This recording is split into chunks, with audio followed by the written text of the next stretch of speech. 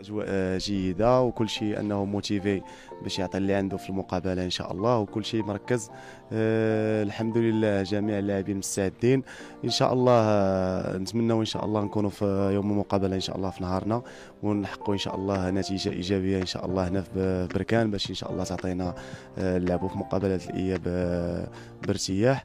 بالنسبه للمباراه يعني غادي تكون صعبه، انت كتعرف المقابلات النهائيه ديما غادي يكونوا صعاب ضد فريق اللي متمرس عنده لاعبين مجربين، ولكن هذا ما كينقصش منا حنا كلاعبين فريق نهضه بركان. حنا عندنا لاعبين عندهم تجربه كبيره في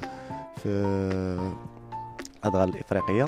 ان شاء الله غادي تكون المقابله يعني تقريبا متكافئه، ولكن غادي تعتمد يعني على لي ديتاي هما اللي غادي يديروا الفرق في هذه المقابله. وان شاء الله حنا كنستعدوا باش ان شاء الله نكونوا في يوم المباراه ان شاء الله واجدين ان شاء الله. التحضيرات ديالنا كان كلشي مزيان، كانت لا بون امبيونس، كانوا الدراري واعيين المسؤوليه ديالهم، خدمنا افون في لونطرينمون ديغون توت لا سيمين. نحاولوا ان شاء الله اننا نطبقوا لي كونسي اللي عطانا المدرب في لو جور جي باش نكونوا بريزون ونفرحوا ان شاء الله الجماهير المغربيه والجماهير البركانيه.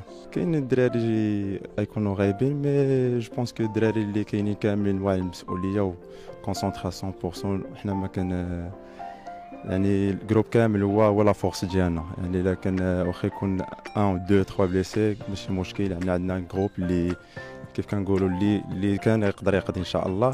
هذا الشيء ان شاء الله ما غاديش يقدر ياثر علينا في هذه المباراه باش اننا نديروا اداء جيد. Oui, oui, le foot c'est comme ça, il faut saisir la chance et je pense qu'on a un bon groupe, tout le monde est compétiteur et voilà, et je pense que même s'il y a des absences, on va pouvoir